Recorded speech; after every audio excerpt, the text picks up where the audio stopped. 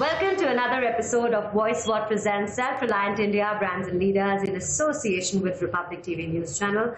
My name is Nayan, and through this show we take you to the stories of inspiring Indian brands that are stirring up the nation into building a strong and self-reliant superpower. In our story that we will be covering today is that of the Vinculum Group, a retail SaaS omni-channel software company. It is changing the pace of e-commerce and is helping brands to scale faster and also penetrate into global market. Let's delve into the story. By providing modular SaaS products, Vinculum Group helps brands sell across channels. It enables them to sell online through web stores, multiple marketplaces, enables omni-channel and direct-to-customer experience for brands to reach customers, set up own marketplaces and scale in international markets. I'm Anaji Naut, a co-founder at Vinculum Group with operations in Singapore, Hong Kong, Indonesia, India, and I'm based in the US, managing the US operations. We enable brands to grow faster, and we were growing at a very rapid clip when the pandemic hit. And at that point, we had to quickly make adjustments in the way we operated, making adjustments to how we sold, how we supported our customers, how we implemented our software. And these adjustments took a little bit of time in the first quarter of 2020. But once we said that, all these adjustments we'd made has helped us significantly in managing everything almost exclusively remotely. Vinculum Group has a proud portfolio of over 1,000 brands globally, namely ITC, Jockey, Bata, Skechers, Nykaa, Dairy Farm, Swiggy, amongst others. With 150 plus ready integrations, the company processes over 20 million orders per month and has made its mark in over 30 countries across the globe. To dive deeper into the company's story, we have with us a very special guest, Mr. Venkat Naut, the founder and CEO of Vinculum Group. He also handles the corporate strategy, global sales, investor relation and fundraising. A very warm welcome on our show, sir. Thank you for having me here. Good to speak to you, Nayan. What is this whole story about the name Vinculum? Now, Vinculum as a name is very special because there are multiple meanings to it. One is it means long-term relationships, which is the fundamental ethos of the company. Secondly, Vinculum also is the bunch of algebraic parentheses. Means we learned things like square roots and recurring decimals as kids in school. Now, we just wanted to say we understand the science behind e-commerce and omni-channel. So we wanted something mathematical there. So Vinculum fits that as well. And also it's the name of a ship in Star Trek. Means one of the founders was a buff of Star Trek, so that also fitted nicely. So we just found a name which was a little different. And I think it totally is. In fact, now I would like to ask you and know what are the core values of the Vinculum Group? There are 4 primary values that we look at. One is empathy. When we talk of empathy, we are talking of empathy towards both internal teams and to customers. So what we look for is for every part of the organization to be to think of customers as their own business and do what is right for the customer. The second is in terms of dealing with internal employees as well. So you treat them as you would treat yourself. Okay. And make sure that whatever is the right method or the right experience that you would want to create for yourself, you're creating for every aspect of the organization. So this is one value.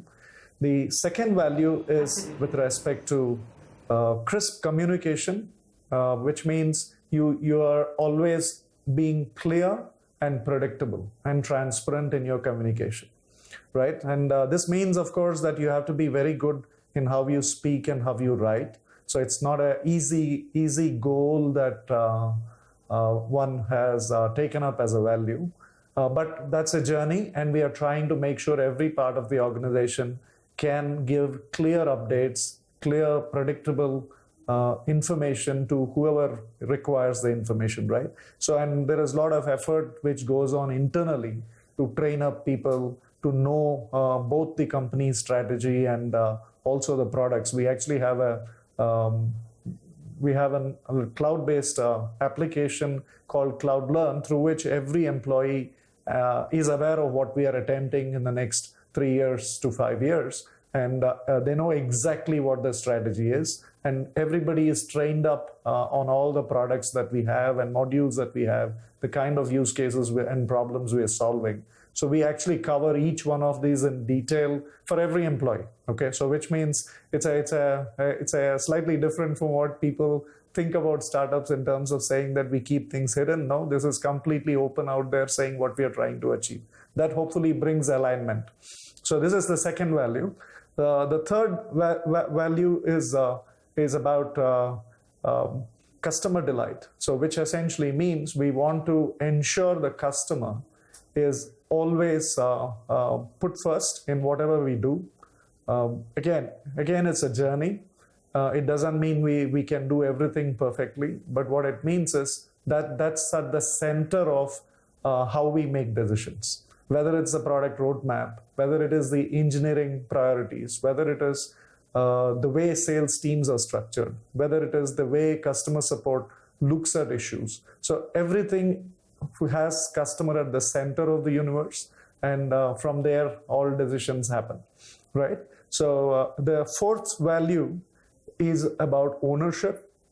Again, it is a journey, but culturally what we are promoting and what we are attempting is that everybody is a single point from where ownership and decision making happens. And what that means is at every aspect and every part of the organization, we are in a position to make the right decisions and own the problem. So those are the four primary values. And of course, there is a lot of sub values which actually come and enable the primary values.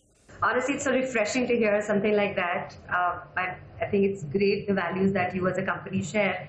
That also wants me to ask you this question about the SaaS business model that the company has been applying for such a long time.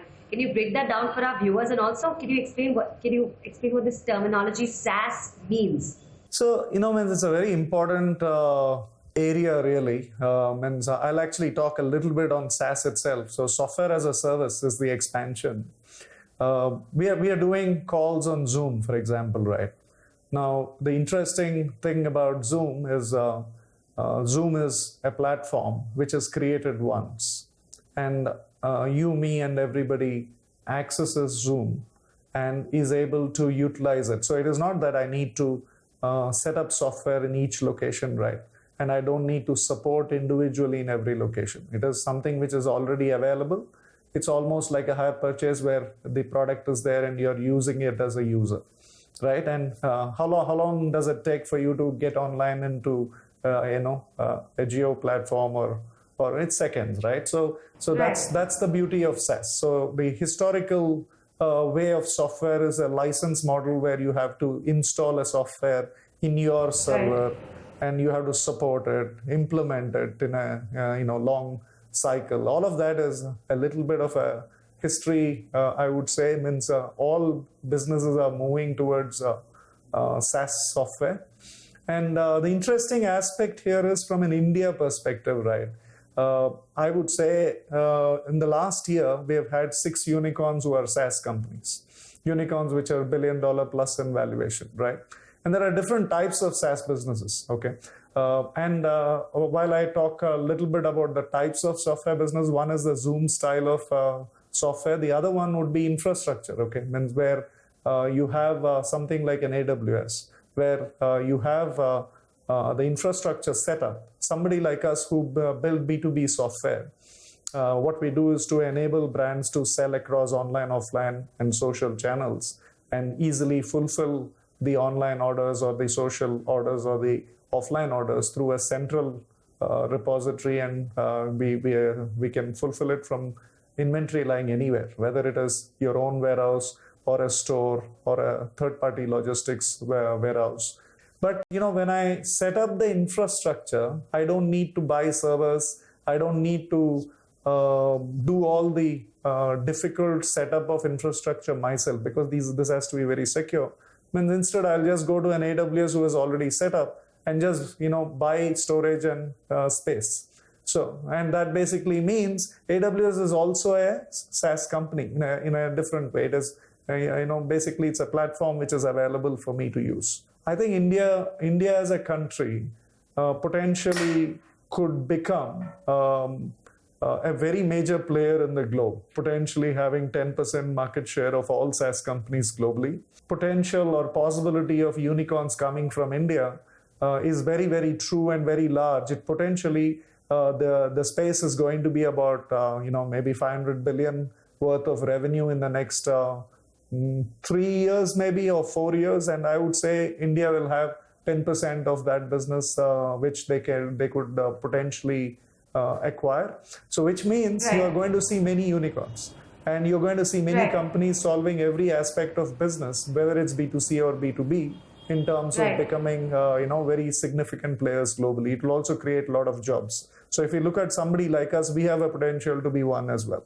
And so that's where, interestingly, it's I would say in the new age of software, this will be more, there will be roles both for younger graduates and for experienced people. But the critical piece is going to be how good you are and how quickly you're able to learn, because it's a very fast-paced industry.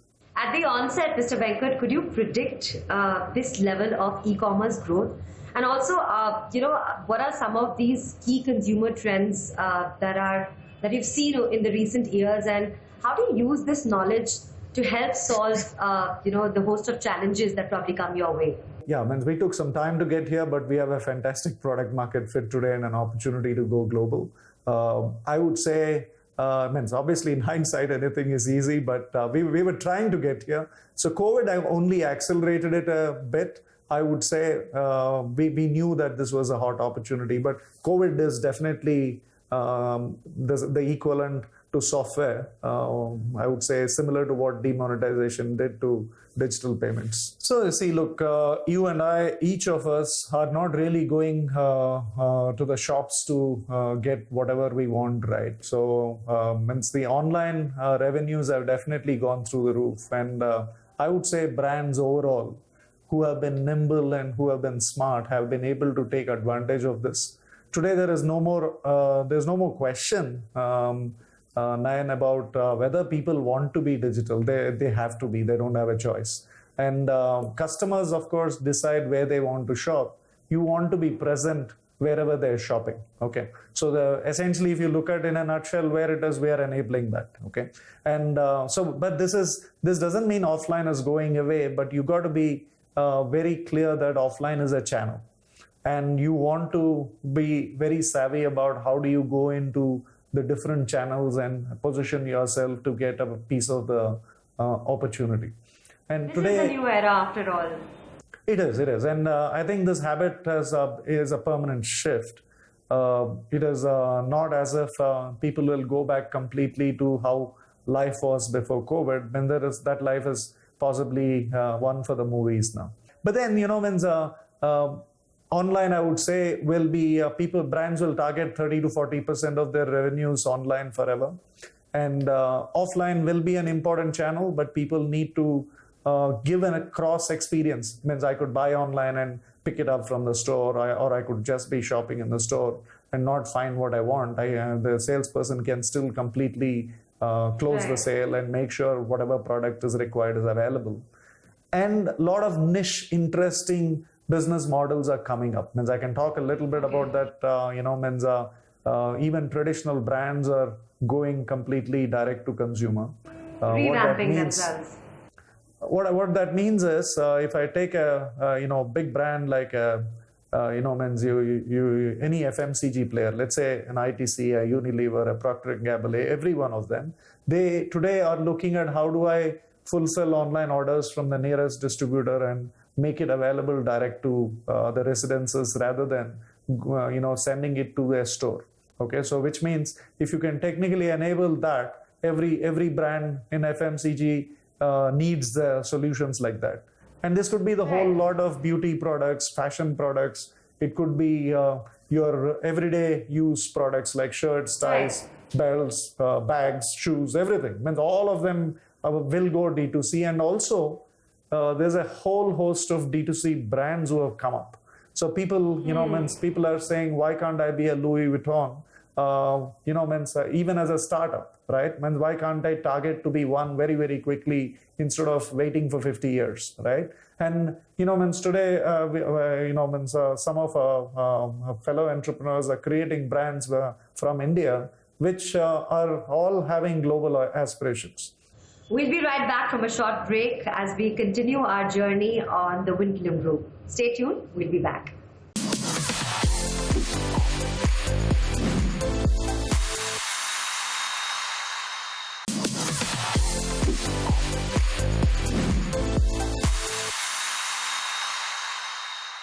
Welcome back. You're watching Voice What presents Self-Reliant India, Brands and Leaders. We're still in conversation with the CEO and founder of Vinculum Group, Mr. Venkat Naut.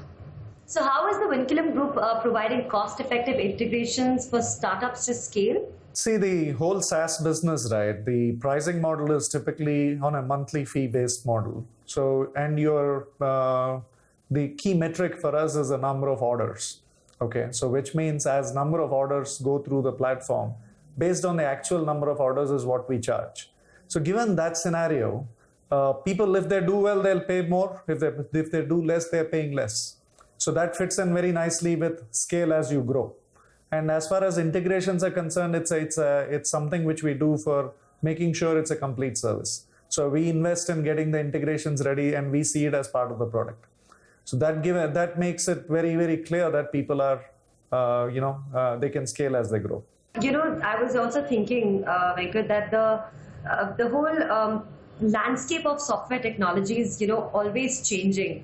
So how does the company learn, unlearn, and kind of innovate in during these changing times? It's actually an amazing question because, before COVID, one thing I would say is everybody used to work from the office.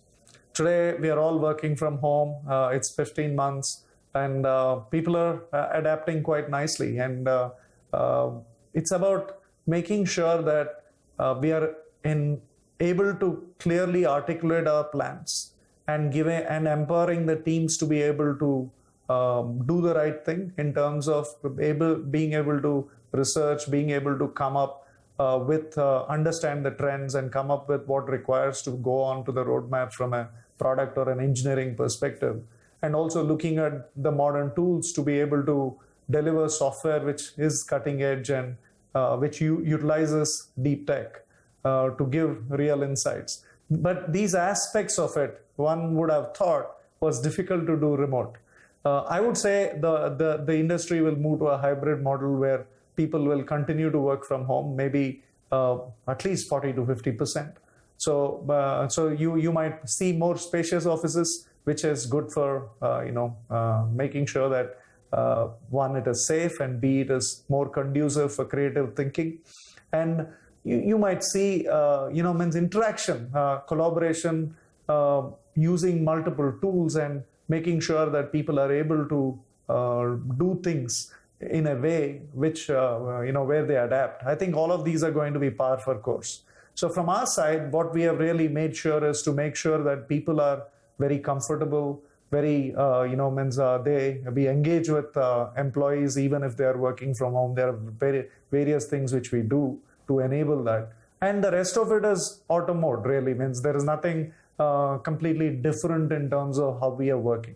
But what is important though is, which I think I should mention, is across the portfolio of our investors, IVCap and a little bit of Axle companies too, we actually helped employees and their families get vaccinated across Bombay, Delhi and Bangalore. So that actually also is a step to make sure people are happy, comfortable, safe. Okay, so the support staff and the employees. So these are some steps which we have taken in terms of coverage for families, insurance policies for post-COVID affected people, etc. These are all things which we did. So one side, you're making people comfortable. On the other side, you're making flexi policies for people to be able to work the way they want. And C is make all tools available to collaborate better, so that it promotes creative thinking and collaborative way of working. So the rest of it, we know what is to be done and track the trends and make sure that the products are cutting edge. So Mr. Venkat, this brings me to almost my last question to you. How do you think is the company contributing to the Make in India that we are promoting as we speak? And how are you helping these brands grow? And also, what is your vision for the next few years? How do you see the company growing? We are an Indian company. We have made our software in India, and we are hopefully through the scale and growth that we achieve will help spring up multiple entrepreneurs from our team. That's one aspect of it. The second aspect of it is from a brand's perspective, like what I explained, we have created a platform and a distribution network to help Indian brands go anywhere in the world. Of course, the opportunity is global, helping brands from anywhere go global. But if I look at it from a Make in India perspective, there are many brands out there who are more domestic today. But we have essentially democratized the whole process by making all the sales channels globally available to these brands and making it easy for them to be present on these channels, and also creating the distribution network to be able to go and scale into any country of their choice. And as the models evolve, what that tells you is we are essentially creating the opportunity for brands to scale internationally. Of course, you still have to be a good brand, you still have to have great quality, we still have to understand and study which markets are good for you, what price points, etc. But there is a intelligence being built in the team along with the platform and the distribution network. So that's the second part of the question. The third part of the question is, I think Vinculum is a platform, and what we are doing, there's a fascinating opportunity, a great product market fit. We are adding customers literally by the droves, and we have a situation where whatever money we spend to acquire a customer, we recover within 7 months, and which essentially means the more we are able to utilize it for growth marketing and reaching out and adding more customers, we would be able to add as many as as much as we spend, which is actually what you would want for a growth stage SaaS company. This will help us to grow 2 times year on year, at least for the foreseeable 3 to 4 years. And we also think this sets us up for being able to, there are a few other opportunities there. Potentially through M&A, we could aggregate certain point tools in different markets and enter those markets using the acquisitions.